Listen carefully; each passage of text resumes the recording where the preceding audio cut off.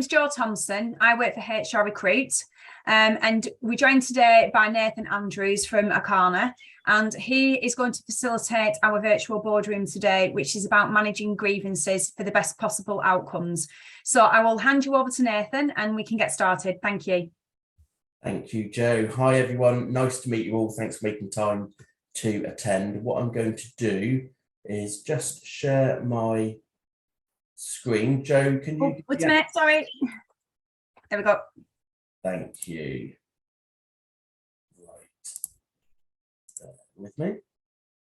Right, let me bring up my slides. So, Jo, can you just confirm, can you see my cursor moving here? Yeah. Perfect. Okay. Oh, good. Okay. The right screen. Okay. As Jo said, everyone, when introducing the session, today we're going to talk about managing grievances for effective outcomes. I don't intend to kind of do an all-inclusive session on managing grievances because I appreciate lots of you will have experience of handling the grievance process. What I will do is just go through the framework of how is a grievance defined. We'll touch on the ACAS Code, how to respond when you receive a grievance, the investigation process, the grievance meeting itself, right to be accompanied, and the outcome. And when I talk about the outcome, I'm talking about how you reach a decision at the conclusion of the grievance process. So I hope that all makes sense. What I will do is once I've gone through the slides, it's a bit of a whistle-stop tour because I'm conscious of time, but once I've worked through the slides, what we'll do is we'll open up and allow people to have some discussion, share your own experiences, best practice. So this is kind of a two-way process. So once I've gone through the slides, we'll do that so we can engage in some conversation and discussion. And obviously, if you have any questions, that's the ideal opportunity to ask. And we've also got the chat function. So if there's any specific questions, pop them in the chat function. And if I don't get around to answering them all today, then what I can do is provide answers and send them back to Jo. If you're happy with that, Jo, we'll email them out with the... Yeah, no problem at all, yeah. Perfect, okay, cool beans. So first of all, how is a grievance defined? Most of us will know that there is no legal definition concerning how a grievance is specifically defined. What we do typically say to our clients when working with businesses is that a grievance isn't a grumble. It's more than someone simply having a whinge on a Monday morning and it passes. A grievance is something more substantial than someone just having a moan, and typically they will go to the effort of making a formal complaint. Now, if you are following the ACAS Code on disciplinary grievance procedures, and we recommend that everyone does, there is an expectation that the employee will put their grievance in writing. Now, I often say to clients, be aware of issues that don't necessarily fit into the neat box of a letter, the subject line, this is a formal grievance, because often you'll find that there can be conversations that an employee has with the line manager where they make complaints or they discuss frustrations, and actually, if those conversations get missed, the employee can often say, well, actually, I did raise a grievance, I had a conversation with my line manager, and nothing's happened since that conversation. So I always say to our clients, be aware of any conversations you have one-on-one with employees. If they're raising complaints and those complaints sound fairly substantial, then it is worth referencing your grievance procedure to the employee and asking that they submit their grievance in writing, or that you take detailed notes and gain clarification from the employee that the notes you've taken and your understanding sets out their grievance in its entirety. And remember that an employer's obligation to resolve or deal with the grievance doesn't require you to resolve or deal with that matter to the employee's satisfaction. All that is required of you as employers is for the grievance to be resolved or dealt with fairly and reasonably. Now, I often get asked a question by clients, does a grievance have to be dealt with? And we will all know that the good practice answer is absolutely yes, because if you ignore a matter, it's likely to fester and it's going to become more serious and give you more complicated issues to address later on. We always cover off as well that there are legal risks, I'm sure you all know this, in ignoring a grievance, in that the employee could go on to resign and make a claim for constructive dismissal. If your grievance procedure is contractual, and we strongly advise that they shouldn't be, but there are certain circumstances that I've encountered where the grievance procedure is contractual. You would then be subject to a claim potentially for a breach of contract. And also, in failing to address or deal with the grievance, an employee could also claim that you've ignored their grievance on the grounds of discrimination, and that could be connected to whistleblowing or some other protected characteristic. I hope that will make sense so far. So I'm just moving my pictures of everyone. So the ACAS code, again, I'm not going to go into too much detail because I'm sure you're all aware of the ACAS code, and you can find that on the ACAS website. But the ACAS code is it's a statutory code approved by Parliament. Failing to follow the code in itself doesn't necessarily mean that you have acted unlawfully. However, if you find yourself in a situation where a claim has been made to the Employment Tribunal, they will take into consideration any lack of adherence to that code of practice. Failure to follow the code of practice on the part of an employer could result in the Employment Tribunal increasing any compensation award by up to 25%, and failure on the part of the employee to reasonably follow the guidance set out in the code of practice could also result in the Employment Tribunal decreasing any compensation award by up to 25%. In terms of the general principles of the ACAS code, it sets out that the employee should let the employer know the nature of the grievance. The employer should hold a meeting with the employee to discuss the grievance, so that's your formal grievance hearing. The employer should also allow the employee to be accompanied at the formal grievance meeting. They should investigate the employee's complaints fully and thoroughly, and they should decide on any appropriate action following the investigation. And the employer finally should allow the employee the right of appeal if, at the conclusion of the grievance procedure, they are dissatisfied with the outcome. Now, in terms of responding to a grievance when you have received one, Part 32 of the Code of Practice on handling disciplinary grievance matters specifically states that if it is not possible to resolve a grievance informally with employees, then they should raise the matter formally and without unreasonable delay with a manager who is not the subject of the grievance. This should be done in writing and should set out the nature of the grievance. So ideally, a formal grievance should be raised in writing. Again, we, when working with our clients, will often say, don't get hung up on receiving something in writing. You can always ask the employee later on, if they've had a verbal conversation with you and raised complaints, you can ask them later on to put that in writing so we're all clear what the issues are. And then you've got the framework, essentially that letter becomes your terms of reference and the framework for your investigation. Additionally, I always say there's no value in arguing with an employee that they haven't raised a formal grievance because they didn't label their complaint as such. So I always say apply common sense. If someone raises issues with you, make a decision, listen in to what they're telling you and make a decision. Does this sound like it's a formal grievance, and should we address it in line with our grievance procedure? Asking an employee to put their grievance in writing is absolutely helpful, and I do encourage that for a number of reasons. But as we all know, it provides a written record of the complaints being made, and that's really important to have that in writing. The employee can build in some structure to their complaint, so it helps them kind of formulate their thinking and the points that they wish to make, and they wish you to potentially go away and investigate.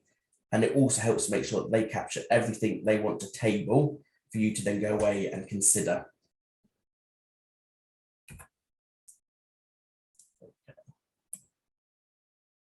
So some things we need to think about in terms of when we receive a formal grievance from an employee is we need to think about appointing a person to handle that grievance process. Now, things to think about in that regard are the person responsible for handling the grievance process is typically, in most cases, the line manager, unless they are the subject of the grievance. The grievance officer can also be someone senior to the complainant's line manager, so it could be the line manager's line manager. But they shouldn't be the most senior person in your organisation. Depending on your structure and depending on the resource you have, we always say, make sure it's not the most senior person in your organisation, because at the end, you're going to potentially need to offer the right, well, you will need to offer the right of appeal, and potentially if the employee is unhappy with the outcome, they will appeal, and you need someone to hear that appeal process.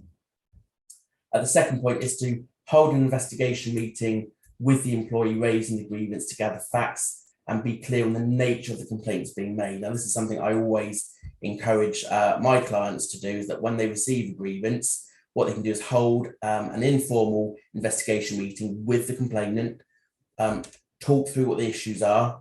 As it's an informal meeting at that stage, you don't need to offer the right for them to be accompanied. However, if they ask for someone to accompany them, I would say allow them to do so if that helps them feel supported. And if the complainant is either known to have or claims to have a disability, then we recommend employers exercise discretion in allowing them to be accompanied by a friend or a family member if that helps them set out their issues in a helpful way and helps them engage with the grievance process. Point 3 is that in addition to holding the initial investigation meeting with the complainant, what we always recommend is that you write to the complainant confirming that you have received their grievance and that you also set out in some detail what's going to happen next. So in your letter, I would say include a summary of what you've discussed during your investigation meeting with the complainant and provide a timeline concerning what's going to happen next and when you anticipate being able to hold the formal grievance meeting with the individual. So I say be clear, don't be vague, and always honour what you say you're going to do and when you say you're going to do it. If timelines need to change, sometimes that is the case depending on the complexity of the matter, then all that needs to happen is that you go back to the complainant and say, hey, this is where we are now, things are taking a little longer because of X, Y, or Z, and therefore we're anticipating a meeting with you on this later date. So as long as you keep them informed and you keep a record that you've done that, then what you can demonstrate is that you've been reasonable in how you've applied the process. So I'm not going to go into masses of detail on the investigation process itself, but what I would always say is when handling investigation into grievances, identify the issues in the grievance itself and list them in a summative format so you can refer to that document later. Often I work with my clients directly in how they do that, but it's a really helpful document to have for you later on as you work through the investigation process. For each issue, think about who might have further information, so the people you might want to speak to as part of your investigation. So we're talking about witnesses. Also, you might need to access things like CCTV footage, relevant policies or procedures, documentation that you might not necessarily have easy access to. So it's a worthwhile effort kind of listing those things and making arrangements to gain access to everything that you need as part of your investigation. And finally, I always say, are there any documents that you need to review specifically as part of that investigation? So it might be, there's an employee handbook with a relevant policy or procedure, depending on the nature of the grievance, or there is something else that is relevant that you need to take into consideration. So moving on to the grievance meeting itself, we always advise that you invite the employee in writing to attend that hearing and offer them the right to be accompanied in line with the ACAS Code of Conduct. Thank the employee, and if they are accompanied, their representative for attending the meeting. Introduce the note taker and explain their role, or if you are recording the meeting, tell the employee that you are doing so. I recommend that we record meetings. So when we work with our clients, when we hold formal meetings, they are recorded and typed transcripts are then prepared from that recording. Now, there is some debate with employment solicitors that may say, actually, we don't recommend you record that, and that is typically around maintaining a level of deniability. But my view is that actually maintaining good records of what has taken place during a meeting and being able to produce an accurate set of notes or a transcript from that meeting is really helpful to the process. So that is my view. There are lots of people that aren't comfortable with recording, and that is a personal view. My recommendation is actually we have nothing to hide, so therefore recording is not an issue. And typically, I often find that if we're not recording with smartphones the way they are today, often employees will say later on, I've recorded the meeting and I've got a more accurate record of what was discussed. So I'm very comfortable with recording meetings and having a process that results in an accurate record being produced at the end. If the employee is unaccompanied, it's always worthwhile ensuring that they understand they have the statutory right to be accompanied, and just checking in with them that they know they have that right and asking them if they want to exercise it. Now, it might be that they say, yes, I know I can have someone here with me, but I'm happy to continue on my own, and then make sure that's noted, and then you can continue. But it's always worth just checking and being able to document that you have checked in with that individual, so that they don't later on say, I was never aware that I could have had somebody with me, and if I were aware, I would have chosen to exercise that right. Always be prepared and summarise the purpose of the meeting at the front end of that hearing, and provide a summary of the employee's grievance as you understand it to them. Now, you can ask the employee themselves to present a summary of their grievance, but sometimes the employee, maybe due to nerves, because it's quite a formal process, are unable to do that in a very clear and succinct way. So I often find it's helpful that you have a summary of your understanding of the issues, and presenting that to the employee and asking for them to comment on whether you have captured the main issues that they want you to investigate. Always ask the employee if they have any questions. Present the findings at the hearing from your investigation, and this is really important. And actually, sometimes, certainly the work that I do is one area where clients struggle. And that's often because they maybe haven't had the training or the experience to handle an investigation process, collect lots of information, and then summarise that, and then set that out in a logical way. But I think it's really important to present your findings to the complainant in a way that they can understand, and ask them to comment on those findings, because then you can capture their responses and any potential issues or any other areas that you may need to go away and reinvestigate. So it's really helpful to do that in a clear and succinct way. Ask the employee if they have any questions of clarification, and ask the employee if there's anything else that they want to tell you, or if they have further questions about the grievance process itself. And then what I always suggest is that we summarise what's been discussed and your understanding of those discussion points at the end of the meeting. So when you bring that meeting to an end, everybody's clear on what we've reviewed, what we've discussed, and that when we take an adjournment, we are doing so all fully informed and on the same page. And I will say, explain to the employee that you will be adjourning to consider your findings from the investigation, but also their responses during that meeting. So I think it's really important to make it clear to the complainant that you have heard their responses during the grievance meeting, and you've taken note of those, and you will take that into consideration, as well as the findings from your investigation. And I'm not going to go into any detail, but just for the purpose of the slides for you to take away, I've captured as a direct extract from sections 35 and 36 of the Discipline and Grievance Code of Conduct from ACAS, the right to be accompanied. And I know we're all probably really familiar that at a formal grievance hearing, an employee does have the right to be accompanied, and typically that is by a work colleague or a trade union professional. As I've said before, if we are aware that someone has a disability, or they claim that they have a disability and they would benefit from having a family member, a relative accompany them so they can engage in the process, I always advise allowing them to do so, because it just demonstrates reasonableness on your part should a claim be made in the tribunal. Additionally, I always say if the complainant is under 18, again, I make allowances for who accompanies them, because it's just about showing that we are being reasonable. And another thing I always consider is if someone, if English isn't their first language, it might be helpful to allow someone to attend to interpret. And I have been in a situation before where I've had an interpreter, but also a representative, because the interpreter didn't want to take on the rep role. They were there to purely interpret. So there are just some things to think about around. I think we can often get fixated on only allowing a representative to be either a colleague or a trade union official, but actually there are circumstances that I always recommend being more flexible, if that makes sense. And then just moving into the outcome. So you've gone through, you've received a grievance, you've had an informal investigation meeting to gather more facts, you've done the investigation itself, and now you've met with the employee at a grievance hearing. So then we need to move into the outcome. So section 40 from the ACAS Code of Conduct is, well, it specifically states that following the meeting, we need to decide on what action, if any, to take. Decisions should be communicated to the employee in writing without unreasonable delay.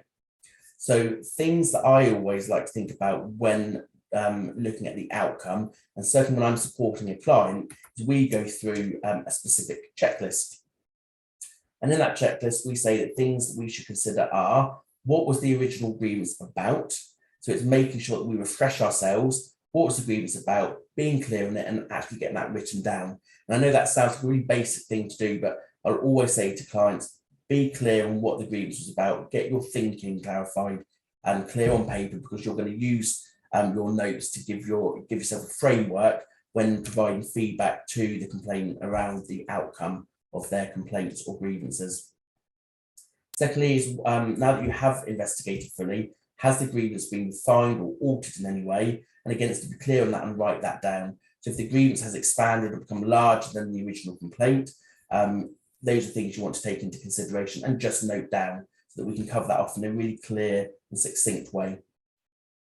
I always say make a list of all the evidence you've gathered which supports the grievance. It's good to have a list of evidence that you can refer back to with ease that supports the points the employee has made, and that helps you again structure your thinking.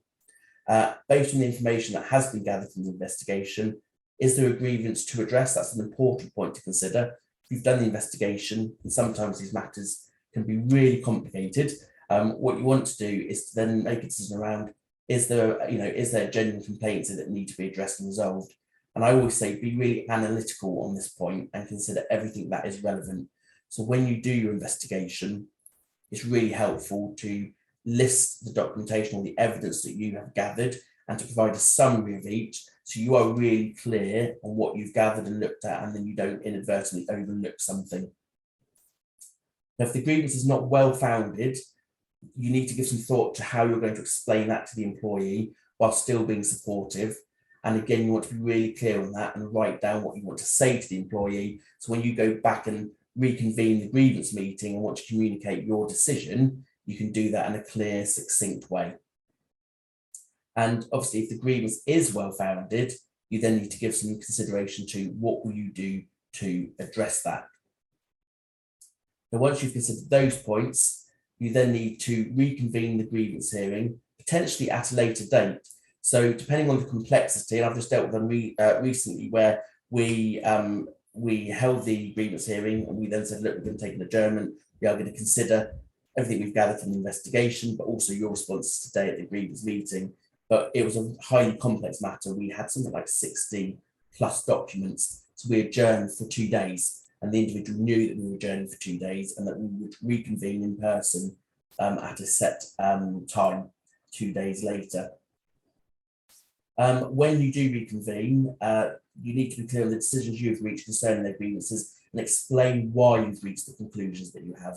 So often I see in my work grievance processes that we managed where the grievance officer meets with the employee and says, this is my decision that I've reached, but doesn't necessarily go into any detail about why they've reached the conclusions or the decisions they have.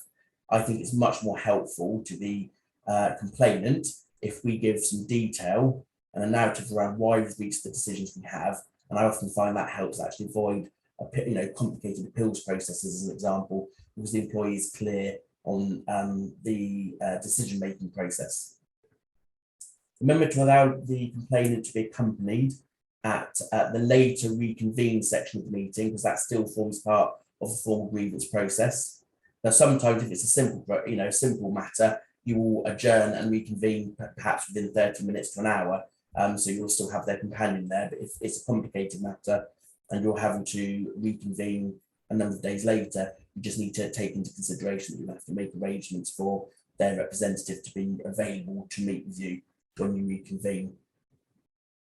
Always confirm the outcome of the grievance process in writing. Now, the outcome letter is an essential part of the grievance process, in my view, and it's one that an employment tribunal will typically place the most weight if a claim for constructive dismissal or discrimination is made. So when you write your outcome letter and you set out the decisions and conclusions you've reached, be clear and thorough in that letter, so that the employee has no doubt on the process you followed and why you've made the decisions that you have. So it speaks for itself, really. Make sure the letter is well written, clear and concise, because it is likely to be subject to the most scrutiny in the employment tribunal, and always offer the right of appeal. And I see that this happen a lot, is that there's some really good letters that have been drafted, and at the end there's no right of appeal being included. So the employee then comes back and says, actually, you've not given me the right of appeal, etc. So that's an important point to note. Now, I hope that all makes sense. I know that's a whistle-stop tour of the grievance process itself, but this is a good opportunity, I think, to open up to discussions or questions that you might have, and for us to share any kind of best practice experiences. Is that okay with you, Jo? Yeah, that's fine, no problem. Perfect. What I'm going to do is I'm going to stop sharing for now so I can see everyone again. If anybody doesn't want to speak and they want to put any questions in the chat box, then feel free.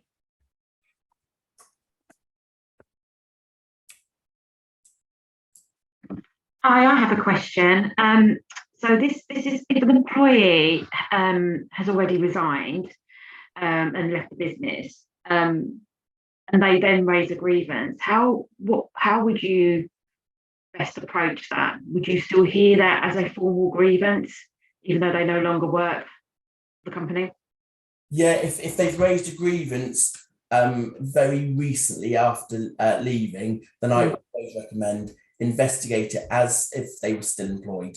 Yeah, because it helps avoid, if that employee is going to try and make a claim for constructive dismissal. Now, ultimately, if they make a claim for constructive dismissal, they would need to have done so when they, at the point they resigned, and made that expressly clear. However, if they've raised a grievance recently, absolutely investigate it and treat it as you would any other grievance, because it shows reasonableness on your part.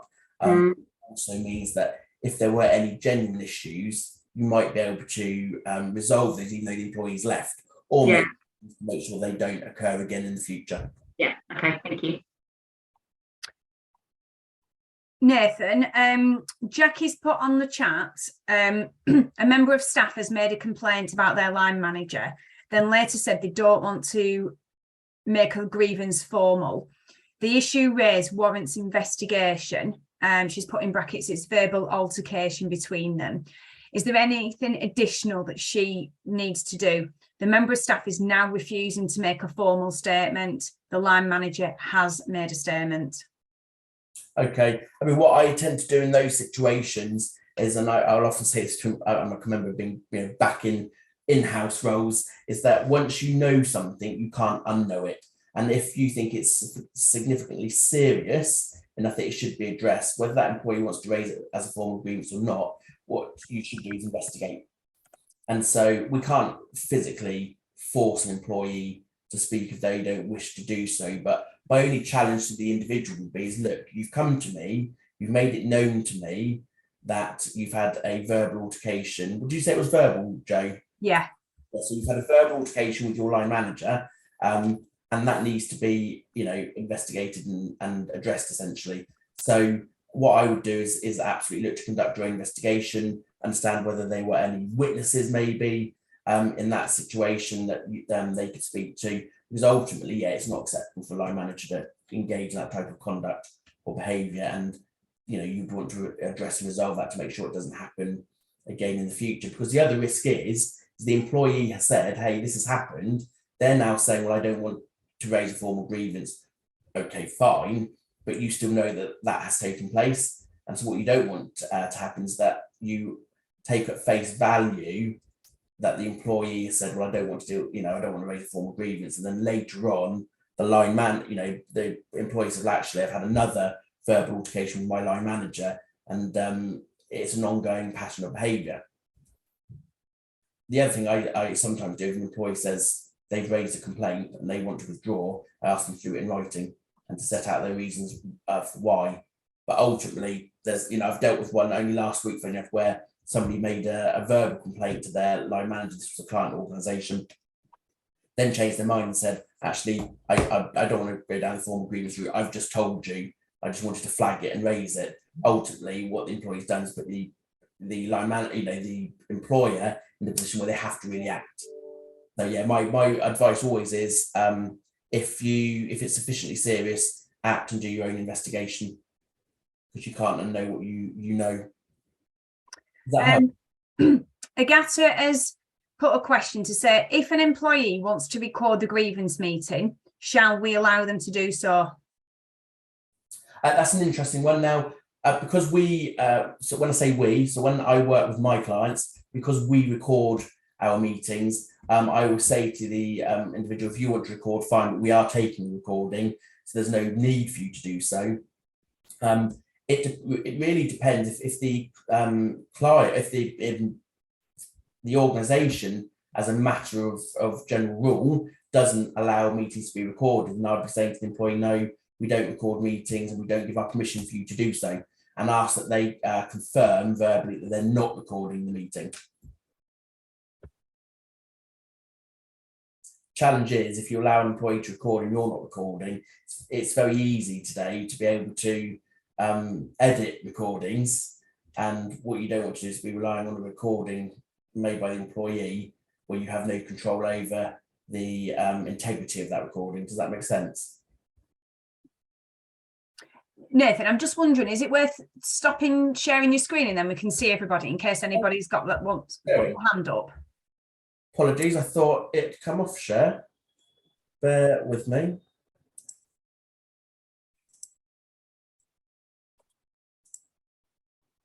There we go. There we go.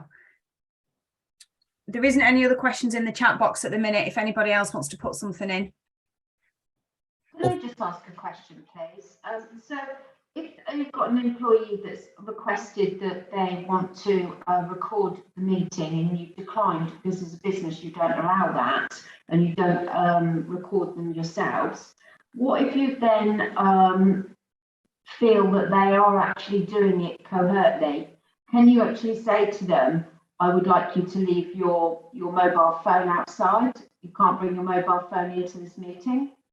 Yeah, I've been in a situation before. We've said no mobile devices are allowed in the meeting room. It does feel a bit draconian, I think, sometimes doing that. But I think if you have a genuine concern that you are going to be covertly recorded, then that can be quite a helpful step to take. Again, one of the things I always do, if I'm working with a client organisation that specifically says, I don't want to record the meeting, then what I do when I'm introducing the meeting, I specifically say that we don't permit recordings to be taken of our meetings, and can I ask everyone to confirm who's in attendance that you are not recording this meeting. And so if they later produce a recording, you would have it, well, I suppose they could essentially edit it, but you would be able to say, it would be reflected in your notes that we specifically said recordings not permitted, and that you asked everyone to confirm that they weren't recording. Essentially, the employee would have to agree and sign the notes. So if you've captured that, then their signature confirming that they're happy that the notes serve as a fair reflection of what you've discussed would be sufficient to demonstrate that the recording was covertly obtained. Does that answer your question? Yes, it did. Thank you very much.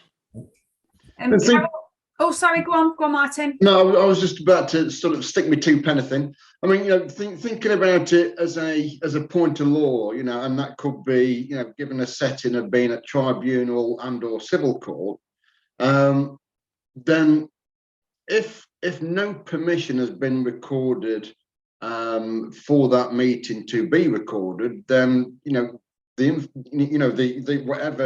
whatever recording that might be submitted as evidence isn't necessarily submissible and can be heard, because it could be anybody on that recording. Yeah, it's a sticky kind of situation. I can't remember, there was a case, wasn't there, where something allowed a recording that was obtained to be relied on as evidence. And so and this is one of the reasons why I say it's far easier today, given that we have this smartphone technology the way it is now. It's far easier to record the meeting and yourself as the employer, and to then capture the, producing a really accurate transcript from that meeting, and everyone's on the same page, and it just makes the process easier. Now, often when clients say to me, "Oh, I'm really concerned about recording," it is around that that piece of having deniability. And I would say, look, if we're all well prepared for chairing a formal meeting, whether that's an investigation, absolutely, hearing, you've got nothing to worry about. So I agree with you, Martin, in the sense of, it's if someone's covertly recording, they want to use that as evidence. Is it right that it's then admissible?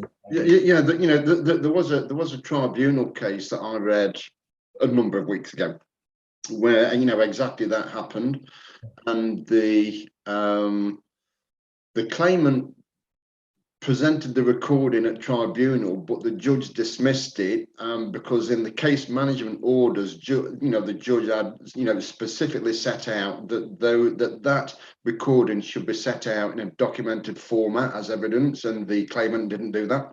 Right. Yes. Yeah. That's why we always say, if we take recordings, we always produce a proper transcript. We don't rely on on the recording. We rely on the transcript. So that is a very good point. But it's a tricky subject matter, recording, and certainly I've been in lots of situations and worked with organisations where employees have announced that later on, I've taken a recording, and luckily we've been able to absolutely demonstrate we gave no permission to be recorded. It was covert, and I've also been in situations where the employees use that as kind of almost a threat. I've got a recording. Yeah. Great. Can I have a copy of that then, please? So we've all got the same information, and they go, "I'm not going to release that to you until I'm ready to do so."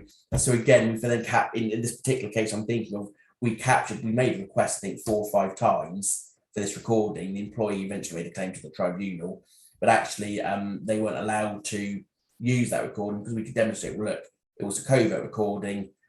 We've asked for access to it, they've refused to give us access, etc., etc. But it's a thorny subject, but one that I kind of by recording in a way have removed that kind of issue for us, if that makes sense. Does that help, Martin? Yeah, it does. I mean, I was just putting it out there, as a sort of a chat topic, let's put it that way. There are some really interesting factors, as you pointed out, on that subject, and really it's about having a clearly set out in policy firstly, and secondly that the overriding piece to that to that company policy would be the engagement of everybody and everybody's clear understanding and agreement to recording or otherwise. Absolutely. And I've again dealt with this. It was last year we had a particular case, and this client had it was expressly clear in their policy they don't permit recordings of meetings, and that if anybody were found to be covertly recording, colleagues or line managers, that they would be they would face disciplinary action. Yeah. And that actually did happen, where an employee recorded a meeting, and we ended up having to go through the disciplinary process because it was a covert recording, and they were able to do that and do that justice because they had the right policies in place that made it expressly what was acceptable and what was not acceptable. But I love the conversation around recording, so it comes up so much today. It's a recurring theme. Is there anybody else? Oh, there's 3 new messages. Let's have a. Carol's put, is it 3 months after leaving you should continue with a leaver's grievance, or beyond that? Yes. An answer to that. I'm just going through the chat quickly. Obviously.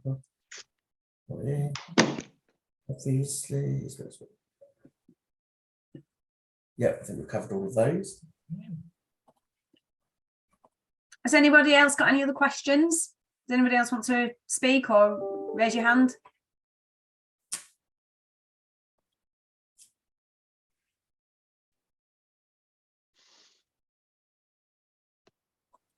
No more in the chat, is there, Joe? No, nothing else.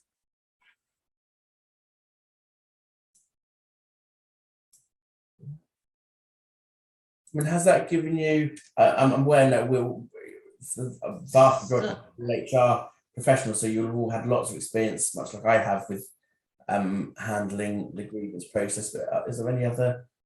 I mean, if anybody thinks of anything afterwards, Nathan, they can always, because I'm going to be sending an email out this afternoon, they can always email me and I can always put it to you. Oh yeah, perfect. Yeah.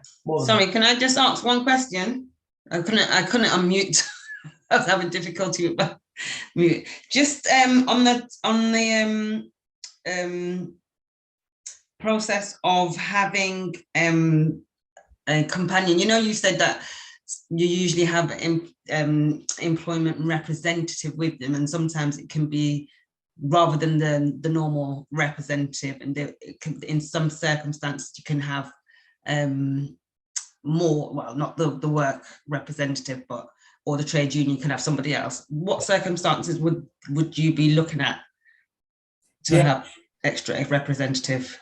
Yeah, so if I was in a situation where I was aware that the employee either had a disability or was claiming that they had a disability, and that they had a relative, for example, to attend with them, that is one situation. What I would say I would advise my client is make allowances for who can accompany them to that hearing, because it is always about being reasonable. Now, as we know, the ACAS Code says the right to be accompanied to a formal grievance hearing is typically with a work colleague or a trade union official. But allowances, the other time I might make, the other time I would definitely make allowances is if the complainant, so the person raising the grievance, is under 18 and they want a parent, for example, to accompany them. Now, sometimes that does take careful managing. I've dealt with a case very recently, it's a very emotive topic, and the complainant's mum attended because the person raising the grievance was 16. And so mum, as you would absolutely expect, was super protective of their child, and there's nothing wrong with that, but that did shape some of the interactions we had during the grievance meeting. We had to take an adjournment. I did have to speak to mum and say, hey, look, I get this is a emotive topic and you're really angry and also being really protective of your child, but to help the process, it needs to be done in a certain way, and we all need to be respectful and mindful. So when whilst I advise, absolutely, there are occasions where I would say allow a relative or a friend. It does take, if you do that, it does take some managing, depending on the subject matter that we're dealing with, because family and friends can often be quite protective, understandably, of their loved one. So yeah, I say absolutely, certain circumstances make allowances, but if you do, just be considered about who is attending and make sure that you're prepared to manage any difficulties that might arise. Does that help? Yeah, that's great. Thank you very much. You're welcome. There's a couple more things in the chat, Nathan. So Thomas has asked, can you offer guidance on grievances that are either found or suspected as vexatious or false? Yeah, so if you have done a thorough investigation and you found that someone has raised a false grievance for malicious purposes, and essentially that person could be subject to disciplinary action in line with your disciplinary procedure. But before proceeding down that path, what I would absolutely suggest is that you have done a thorough job in investigating, and that you can demonstrate reasonable belief that that person has made, false allegations or complaints, and that it was done maliciously. Does that answer what you were looking for? Perfect. Okay. There's a couple more. So Lauren's asked a couple of things. If it's not a colleague or trade union rep, would you ask them to sign something about confidentiality?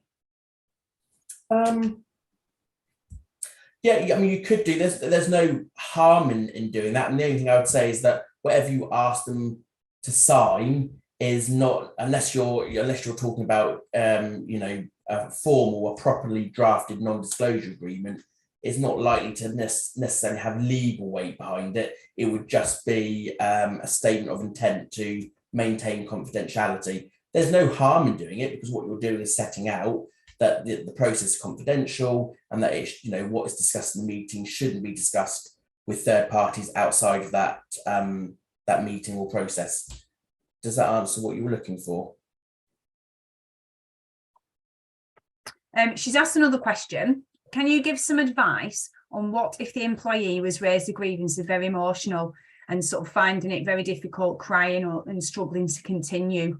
What is the best way? What's the best to do, and how would you proceed?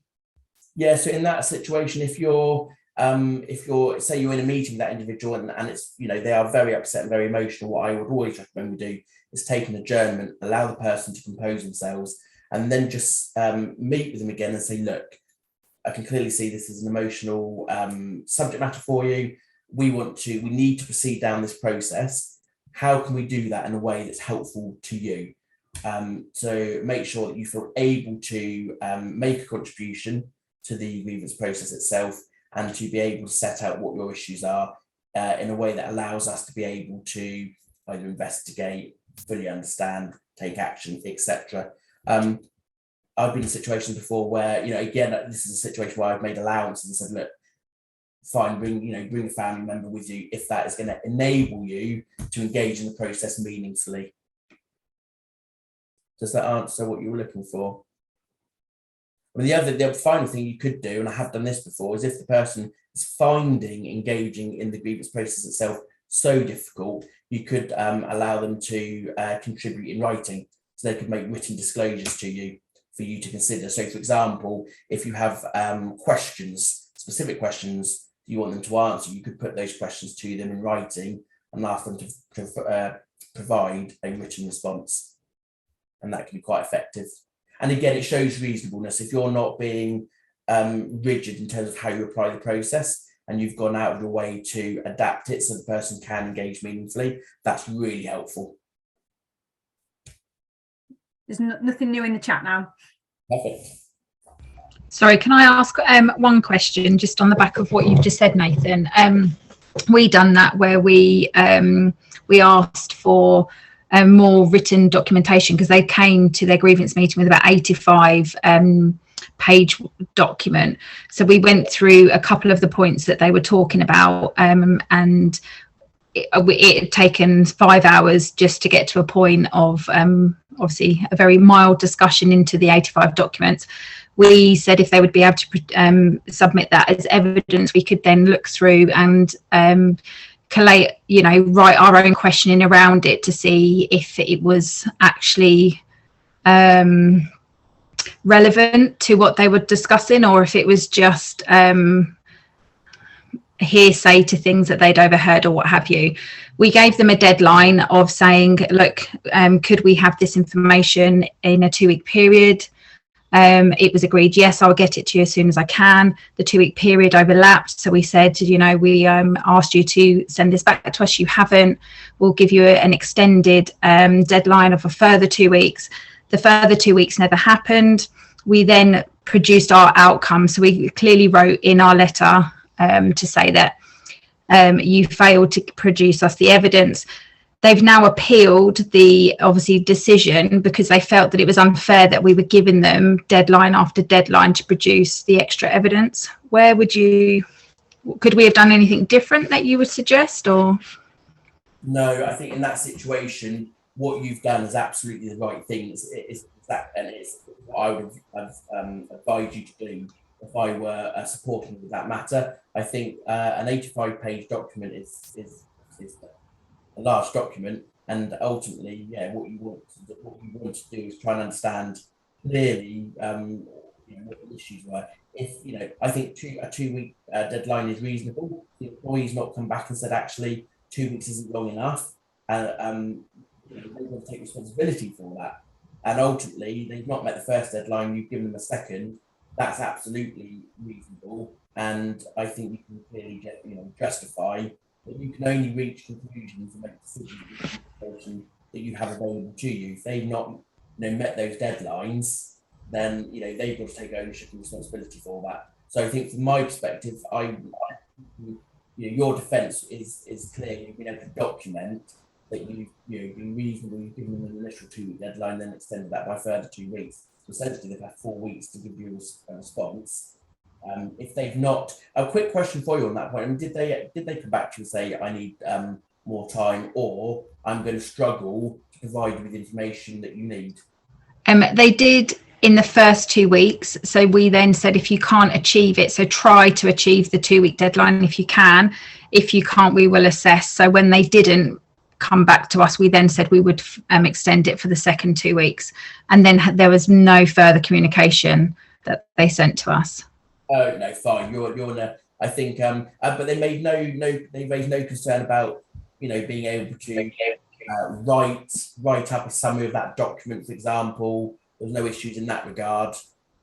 No, once the outcome letter was sent, they've then produced it as new evidence to appeal the decision that was made, but still saying that they haven't managed to go through their documentation. They're then asking for a further 7 days before they can give a defined reason why they want to appeal. So yeah, I mean, it's in that situation. I think you need to make a judgment call. I mean, they're saying it's new evidence. My argument would be it's not new evidence. If it was evidence, it was already there. You've just asked them to expand upon that. Is my understanding what you've said to me. Am I right? Yeah, absolutely.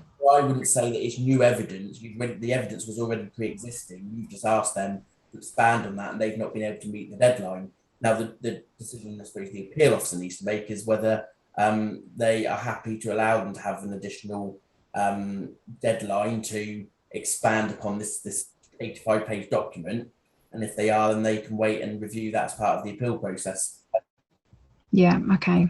So, what would you class as like a length of grievance, like from time start to end? Because up to this point of extending this deadline, it was a 3-month period before an agreement of meeting was arranged, evidence to be produced, all of this. So from the date of the grievance made, it took 3 months to get to this outcome, which wasn't a conclusive outcome anyway.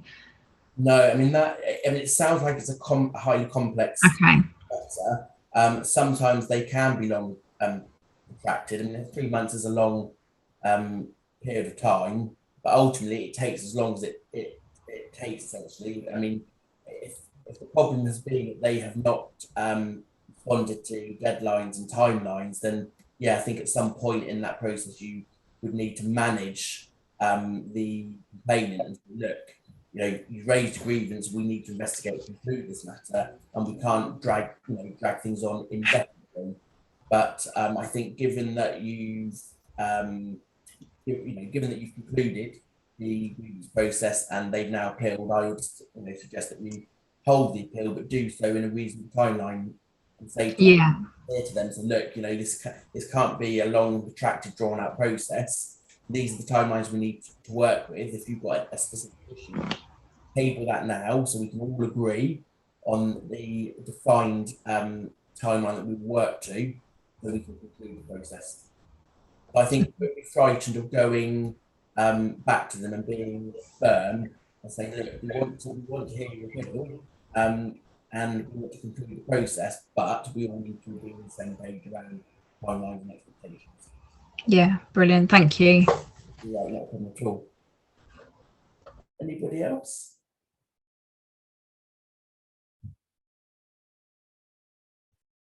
There's nothing more in the chat, isn't there? Nothing else, no. I hope that's been helpful for everyone. Obviously, if you've got any specific questions, feel free to drop Joe an email or drop me an email, whatever is easiest. I'm happy to answer any more questions. Oh, thank you. That's very kind. Okay, well, I'm just conscious of time, so I'll close the session. So I'd just like to say a massive thanks to Nathan for facilitating today's session. I think it was really interesting and, there was a lot of information there. So I hope that it's been beneficial for everybody. The next boardroom that we're running is next Thursday, and that's resilience in the current climate. As usual, I will send out an email this afternoon to everybody, and I will be putting a post on on LinkedIn, sorry.